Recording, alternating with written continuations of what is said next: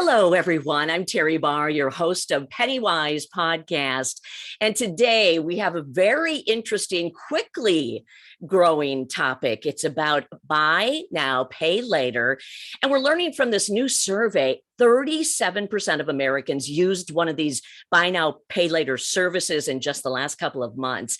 Joining us to talk about this and explain all the details, thank goodness, Annie Millerbernd. And Annie is an expert on personal loans, and she is with NerdWallet. Thanks so much, Annie, for being here today.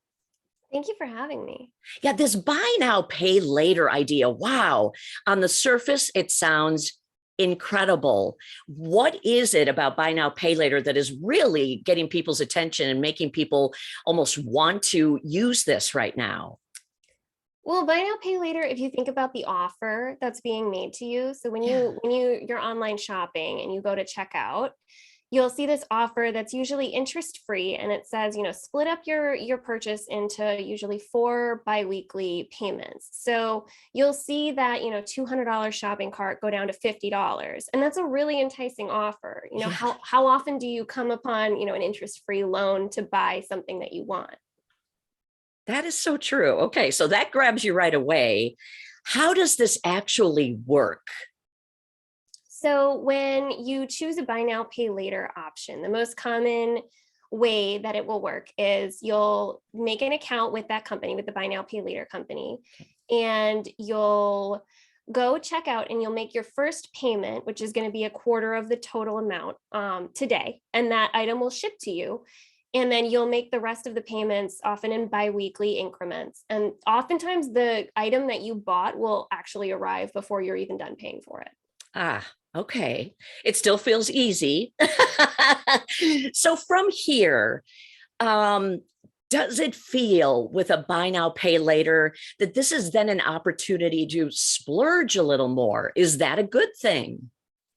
If you can afford it, it could be an opportunity to splurge. If you wanted to maybe go buy a little extra, buy something that normally you wouldn't want to pay for, you wouldn't want to see that total come out of your checking account today. This could be an opportunity to do that. But for some people, the kind of risk is that it could lead to overspending. So you see that number come down to a quarter of its size and you think, gosh, I can, go add a little bit more for myself. And that's sort of the risk, is that you end up setting up much larger bill payments for yourself after today. And you got to pay. I mean, it's not like you can just walk away and think, oh, well, I made that first payment. Now I'm all good. It's broken into 4 payments for a reason. My goodness. Right. What about the terms and conditions? If you are buying something online, a lot of times people are in a hurry and they may not read all the conditions that go with it. But, again, those terms, when we're talking about buy now, pay later in 4 installments or whatever, gee, that sounds pretty straightforward and easy. Yeah. And gosh, you're trying to get out, you're trying to check out, and you just want your item, you just want to get going with your day. It can be difficult to see the terms and conditions, the hyperlink down there, and click on it.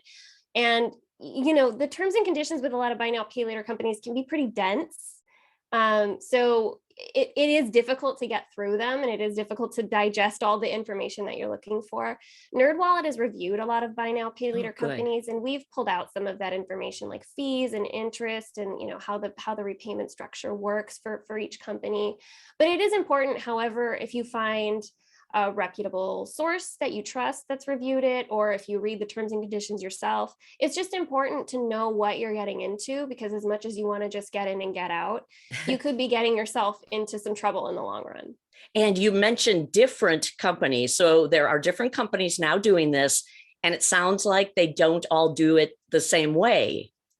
Yeah. So when you go to check out, there could be, 2, 3 companies vying for your attention, trying to get you to use their version of buy now, pay later. And no 2 companies work exactly the same. Some of them charge interest, some of them have a different fees, some of them have different repayment structure options. So it's important to, really be discerning about which one you choose and know why you pick the one you pick if you have options. Yeah, no kidding. What about, having the time to pay it off? I don't know, does that just make people feel better about doing something like this? But then I think on the flip side, you better pay it off, right? Yeah. Well, if you don't pay it off, you do risk a late fee. And the late fee can be, it's usually a few dollars, less than $10. But if you think about it, like an $8 fee on a $100 purchase, that's a pretty steep fee Mm-hmm. for, objectively a small loan. So it is important to kind of make that a line item in your budget when you go to check out. Just keep in mind whether you set up auto pay, just keep in mind that money is coming out, or if you don't want to give up control of your kind of finances like that, then just remember to make those payments on time, because the risk is really a late fee and also, missing your other payments toward your other bills if you're not expecting that money to come out. Do you know, is it, how are the four payments typically set up? Every week, every other week? Is there a good substantial amount of time to pay? They're set up bi-weekly. So if you get paid on a traditional bi-weekly cadence, it might be Okay. something you can work into your paycheck, but you also might want to check out strategically around payday. If there's a certain time of month that your bills come that you don't necessarily want to have to make an extra bill payment at that Mhm. time. So pretty reliably, they offer a bi-weekly repayment structure, and that you can use that to your benefit if you want to kind of make it work better with your finances. Wow, there's some thought that has to go into deciding to use this. And another thing I want to ask you about is building your credit. This doesn't necessarily help you build credit, does it? No, and the recent NerdWallet survey found that 1 in 4, roughly, people who use Buy Now Pay Later think that it will build their Mm, credit, so they use it for that purpose. And for the most part, the general rule is Buy Now Pay Later companies do not report on-time payments to credit bureaus, which is what helps you build your credit. And on the flip side of that, some companies may report if you miss a payment to a credit bureau, which could actually hurt your credit. yeah. So you don't usually leave a buy now, pay later product with, any benefits from a credit perspective. Oh, that's a bummer. um, are there other ways? If maybe somebody's considering this, but is also thinking, well, what else could I do? And I really am focused on building my credit. What could they do instead? Yeah, you can check your credit report for free on annualcreditreport.com. That's always an option just to see what's going on in there. But if you are going to use a buy now, pay later loan to pay for something that maybe you can't normally afford, and maybe it's because there's no real credit barriers with buy now, pay later, and so Yeah. they're not looking for a minimum credit score, and maybe you have a thin credit file, maybe you have a lower credit score, and a credit card isn't really an option for you.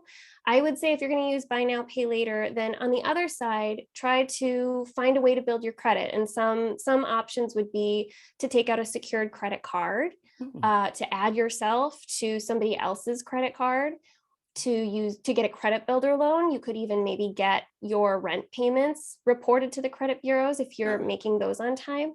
So look into your options for credit building, because even if you're using buy now, pay later on a one-time basis, super responsibly for your budget, if credit is still something that you want to work on, then that is something that you can do for yourself. that's great. Okay. And I have to ask you, have you tried any of the buy now, pay later services? And what did you think? I have tried a buy now, pay later service. I ordered a pretty unfortunate pair of jeans. Oh, They did, they weren't for me. I tried it out just to see what it was like, and it was fine. It didn't hurt my credit. I really knew how I was going to make those payments. I made a plan to make them on time. Tried the jeans on, had to return those, but I probably wouldn't use buy now, pay later again, even though it went fine, just because, it didn't give me any rewards. It didn't really help my Mm. credit to use it. I just didn't really feel like I got anything out of it. Okay, yeah. Well, hey, experience is a great thing to share with others. Still pondering if they do want to try this out. It is still considered debt, though. And, we're talking about trying to build credit, but in the end, buy now, pay later is still considered a form of debt. Absolutely. And it's important to think of it that way. Even though there's not this long application project, even though there's not this long application piece, there's not You're not waiting for a credit card to come in the mail. You're not having to jump through any real hoops to get a buy now, pay later loan. Right. It is still debt. You are still setting up bill payments for yourself down the line. And you still should make a plan like you would with any other debt to repay those, to make those payments on time. Okay. What should people think about? What would you say is the bottom line to this whole thing? The bottom line is buy now, pay later is a fine way to pay for things. It's okay to use, one at a time, or, on an occasional basis when you want to buy something that's a little bit outside of your budget that you can work into your finances. It's just important to understand the benefits and drawbacks of it, to understand how to best use it and how it'll change your finances. And if you can plan for all of that, then I think you'll be fine if you use buy now, pay later. Okay. Wow. Anything else that you need people to think about? We covered a lot with this buy now, pay later, especially knowing it's become such a big thing for holiday shoppers. So you even mentioned going to a mall and seeing signs for it. So this isn't going to go away anytime soon, is it? No, it's definitely not. And, it is getting used pretty heavily these days for online shopping and, possibly someday for in-person shopping. I think it's just important to understand as new things like this come up, to do your research and understand how does it fit into your financial picture, if at all. And then you can kind of decide if you want to use it or not. Great. Oh my gosh. Annie Millerbernd is the expert with personal loans, and she is with NerdWallet. And thank you, because you also help us get through all of these topics, and we are so appreciative. Buy now, pay later, talking with Annie about that. Thanks so much, Annie. Thank you. All right. You can find all of our PennyWise podcasts wherever you like to listen to podcasts. And of course, we have a complete archive now, everything from holiday shopping to any kinds of loans you might be talking about. And again, we've got this one new for you, buy now, pay later. Thanks for joining us for another PennyWise podcast. I'm Teri Barr.